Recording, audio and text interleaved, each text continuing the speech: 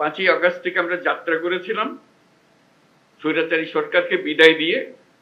সেই জাতি এখনো সেই সজাগ আছে, সে মজবুত আছে। সে মজবুত জিনিসটা দুনিয়ার সামনে তুলে ধরা। তারা যেন মনে করছে যে এর মধ্যে ঠান্ডা হয়ে গেছে। ঠান্ডা আমরা হই নাই, আমরা সেই সতেজ। 1.5 বছর লেগেছিল 71-এ পাকিস্তানকে সরাতে। 5ই আগস্ট থেকে আজকে মাত্র 4 মাস। আপনি জানুয়ারির শেষ পর্যন্ত অপেক্ষা করবেন তো? নমস্কার বন্ধুরা, আপনারা দেখছেন পারফেক্ট পলিটিক্স, সাদা বাংলায় রাজনীতির কথা। বন্ধুরা, বাংলাদেশের যে উথাল পাথাল পরিস্থিতি, হিন্দুদের উপরে, সংখ্যালঘুদের উপরে যে অত্যাচার, সেই অত্যাচারের জেরে যেভাবে সারা বিশ্ব জুড়ে বাংলাদেশের বিরুদ্ধে নিন্দার ঝড় বইছে, যেভাবে পশ্চিমবঙ্গের সনাতনীরা জেগে উঠেছে, তাতে কোথাও যেন বাংলাদেশের ইউনূস সরকারের, তত্ত্বাবধায়ক সরকারের মনে হয়েছে যে কোথাও একটা কিছু গোলমাল হচ্ছে, কোথাও একটা খুঁটি নড়ে যাওয়ার কিন্তু একটা আশঙ্কা ইউনূস সরকারের মনের মধ্যে দানা বেঁধেছে। আর সেই যে শঙ্কা, সেই শঙ্কাটা দূর করতেই যেটা দেখা গেল যে গতকাল ইউনূস সরকার বাংলাদেশের সমস্ত রাজনৈতিক দলের নেতাদের বৈঠকে ডাকলেন। না, আওয়ামী লীগের নেতারা সেখানে ছিলেন না, বাকি যারা রাজনৈতিক দল রয়েছে, বিশেষ করে বিএনপি, জামাত, সবাইকে একটা করে ইউনূস যেটা জানতে চাইলেন, বুঝতে চাইলেন যে তারা বাংলাদেশের সেই সব রাজনৈতিক দল আদৌ ইউনূসের সঙ্গে রয়েছে কিনা, এবং বর্তমানে বাংলাদেশের যা পরিস্থিতি, বাংলাদেশের মানুষের মনের যা অবস্থা, যেভাবে বাংলাদেশের মানুষকে খুঁচিয়ে দেওয়া হয়েছে, তাতে কোনো রাজনৈতিক দলই চাইবে না যে এই মুহূর্তে অন্তত ইউনূস সরকারের বিরুদ্ধে মুখ খুলবে। আর সেটাই মিটিংয়ে হয়েছে। কোনো রাজনৈতিক দলই কিন্তু ইউনূসের বিরুদ্ধে, মানে ইউনূসকে সরানো নিয়ে একটি কথাও বলেনি, বরং তার বদলে বাংলাদেশের জনতা যেটা চাইছে, বাংলাদেশের জনতা যে জিনিসটা শুনতে চাইছে, সবাই সেটাই বলেছে, এবং তাতেই ইউনূস সরকারের মন ভরে গেছে। এবং ইউনূস যেটা মনে করছেন যে আপাতত তার যে বাংলাদেশের সর্বসেবা হয়ে বসে পড়া, ছড়ি ঘোরানো, আপাতত সেটা সুনিশ্চিত, সেটা নিরাপদ। কিন্তু এই যে ইউনূসের নিরাপদ হয়ে বাংলাদেশের কুর্সি দখল করে বসে থাকা, ভোটে না যাওয়া, গণতন্ত্র মানেই তো সেখানে ভোট হবে, সেখানে জনতা তাদের মতামত দেবে যে কাকে তারা দেশ চালানোর দায়িত্ব দেবে। তো সেই সব ভোটাভুটি, ভোট, নির্বাচন, সমস্ত কিছুই এখন দূরে সরিয়ে রেখে ইউনূস যেটা করছে, যে বাংলাদেশের মানুষের মনে জাতীয়তাবাদের নামে কট্টর মানসিকতা ঢুকিয়ে দেওয়া, কট্টর মানসিকতার বীজ বপন করে দেওয়া। আর সেই বীজ কতটা বাংলাদেশের মানুষের মনে কাজ করেছে সেটা বন্ধুরা এই যে সংখ্যালঘুদের উপরে অত্যাচার, হিন্দুদের উপরে যে অত্যাচার, সেই অত্যাচারই স্পষ্ট হয়ে যাচ্ছে। আর তাতেই বাংলাদেশের ইউনূস সরকার ধেই করে নাচছে যে তারা খুবই খুশি, সারা বাংলাদেশের মানুষ ইউনূসের পাশে রয়েছে।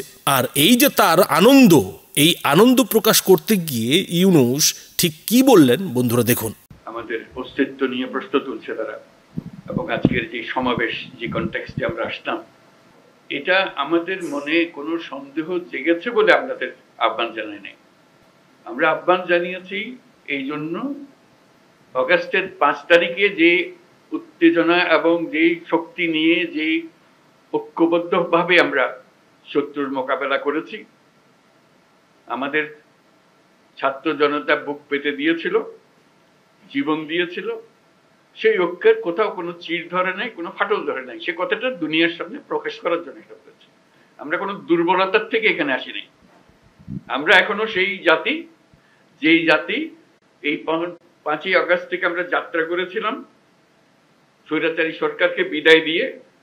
সেই জাতি এখনো সেই সজাগ আছে, সে মজবুত আছে। সে মজবুত জিনিসটা দুনিয়ার সামনে তুলে ধরা। তারা যেন মনে করছে যে এর মধ্যে ঠান্ডা হয়ে গেছে। ঠান্ডা আমরা হই নাই, আমরা সেই সতেজ। যখন আমরা দেখি পুলিশ বলে যে স্যার একটা মারি তো 4টা দাঁড়ায় যায়, এখনো 4টা না 40টা দাঁড়াবে। এবার সেই জাতি মরে নাই, দুর্বল হয় নাই, সবল আছে। আপনাদেরকে আজকে উপস্থিতিটা শুধু সেটা জানানোর জন্য, আমাদের সবার মনে সেটা জাগিয়ে দেওয়া। এটা আমাদের থেকে ছিনিয়ে নেওয়ার কোনো অবকাশ কারো শক্তির নাই। যে যত ষড়যন্ত্র করুক, যত অপপ্রচার করুক, যত কিছুই করুক, আমাদের থেকে এটা ছিনিয়ে নিতে পারবে না। কারণ আমাদের রক্ত এখনো শুকায় নাই। আমাদের দেয়ালে দেয়ালে যে লেখাগুলো আছে আসা যাওয়ার পথে রোজ পড়েন, সেগুলো মুছে যায় না এখনো, দগদগ করছে এগুলো এখনো, সেটা আমাদের বুকেও দগদগ করছে। কাজে আমরা সেই শক্তিমান জাতি, আমরা লড়াই করব। আমরা শুধু হাস্যকর যে প্রচেষ্টাগুলো হচ্ছে সেগুলো তুলে ধরার জন্য আপনাদেরকে আহ্বান জানিয়েছে। আপনাদের মনে কোনো প্রশ্ন ছিল কিনা, আপনারা সুন্দরভাবে সেগুলো তুলে ধরেছেন। আমরা নানা মত, নানা পথ, এগুলো থাকবে, এটা যে কোনো জাতির মধ্যে থাকবে, কিন্তু এই বিষয়ে কোনো রকমের মতভেদ আমাদের নেই। যেভাবে আপনারা এই 5ই আগস্টের পর থেকে একত্র হয়ে চলেছেন, সেই একতা এখনো ঐক্য, সেই মজবুত ঐক্য রয়ে গেছে এবং থাকবে, সেটা আমরা জনগণকে জানিয়ে দিলাম আজকে। সবাইকে যেন জানি, সবার মনে আবার সন্দেহ আসছে কি হচ্ছে জানি না, এটা একত্র হয়ে বসাতে এই ছবিটা শুধু যদি দেখে মানুষের মনে আবার বর্ষা জাগবে। আমরা তো বলে যাইনি, আমরা তো এই জাতি এই মজবুত অবস্থাতে আমরা এখনো আছি। সেই মজবুত অবস্থাতে আমরা আছি এবং থাকবো। কেউ আমাদের ঐক্য ছিনিয়ে নিতে পারবে না, কেউ আমাদের স্বাধীনতার থেকে আমাদেরকে বঞ্চিত করতে পারবে না। কিন্তু বন্ধুরা, প্রশ্ন যেটা উঠছে যে সত্যি সত্যি ইউনূস যেটা ভাবছেন সেটা কি সম্ভব হবে? ইউনূস যেভাবে ভাবছেন যে কোনো নির্বাচন না করিয়ে, কোনো ভোটাভুটি না করিয়ে তিনি তার বাংলাদেশের যে ক্ষমতা, সেই ক্ষমতা দীর্ঘদিন ধরে রাখবেন, সেটা কি আদৌ সম্ভব? পশ্চিমবঙ্গের বিরোধী দলনেতা শুভেন্দু অধিকারী কিন্তু তেমনটা মনে করছেন না। শুভেন্দু অধিকারী কিন্তু এদিন একটি মন্তব্যে স্পষ্ট করে দিয়েছেন যে এই ইউনূস কতদিনে বাংলাদেশ থেকে সরবে, কতদিনে ইউনূস সরকারের পতন হবে, তার কিন্তু একটা সময়সীমা এদিন শুভেন্দু অধিকারীর মুখে শোনা গেছে। আর সেই সীমারেখাটা কি বন্ধুরা শুনুন। আন্দোলন করছেন, কিন্তু দেখা যাচ্ছে যত দিন যাচ্ছে বাংলাদেশে 1.5 বছর লেগেছিল 71-এ পাকিস্তানকে সরাতে। 5ই আগস্ট থেকে আজকে মাত্র 4 মাস। আপনি জানুয়ারির শেষ পর্যন্ত অপেক্ষা করবেন তো? পাকিস্তানকে 71 সালে তাড়াতে 1.5 বছর লেগেছিল, এখানেও একই সময় লাগবে। বাংলাদেশে ফতোয়া জারি করা হয়েছে মেয়েদের বাজার ঘাটের উপরে নিয়ন্ত্রণ। তালিবানি সরকার সংবিধান বদলে ওখানে ওদের যে পার্সোনাল ল আছে তাকে এনফোর্স করতে বলা আছে। অর্থাৎ বন্ধুরা বুঝতেই পারছেন যে শুভেন্দু অধিকারীও কিন্তু মনে করছেন যে ইউনূসকে অত সহজে বাংলাদেশ থেকে তাড়ানো সম্ভব হবে না। মানে বাংলাদেশের মানুষের পক্ষে তাড়ানো সম্ভব হবে না, অন্তত সেই সব মানুষ যারা কিনা এতদিন বাংলাদেশকে সমস্ত ধর্মাবলম্বীদের জন্য মাতৃভূমি বলে মনে করত। সেখানকার বেশিরভাগ মানুষই মুসলিম সম্প্রদায়ের ঠিকই, কিন্তু এতদিন পর্যন্ত সংখ্যালঘুদের বিরুদ্ধে তলে তলে যাই হোক না কেন খোলাখুলি কিন্তু কোনো বিদ্বেষ কোনো সরকারের তরফ থেকেই সেভাবে দেখানো হয়নি। কোনো সংখ্যালঘুকে কিন্তু তাড়ানোর কথা কিংবা কোনো সংখ্যালঘুদের ঘরবাড়ি জ্বালিয়ে দেওয়ার কিন্তু ঘটনা খুব একটা দেখা যায়নি। হ্যাঁ, ভেতরে ভেতরে সংখ্যালঘুদের সংখ্যা কমিয়ে আনার জন্য অনেক চেষ্টাই বাংলাদেশের তরফে হয়েছে, কিন্তু আজকে যেটা বাংলাদেশে হচ্ছে সেটা কিন্তু রীতিমতো কট্টরপন্থী মানসিকতার প্রতিফলন। এবং বাংলাদেশ এখন এতটাই কট্টরপন্থী হয়ে উঠছে, বাংলাদেশের ইসলাম সম্প্রদায়ের মানুষরা এতটাই নিজেদের মুসলমান ভাবতে শুরু করেছে যে ভাবনাটা এর আগে পাকিস্তানের মানুষদের মধ্যে দেখা গেছে। মৌলবাদী ভাবনা এতটাই বাংলাদেশের মানুষের মধ্যে চারা দিয়ে উঠেছে যে তারা এখন নিজেদের সৌদি আরবের থেকেও বড় মুসলমান কিন্তু ভাবতে শুরু করেছে।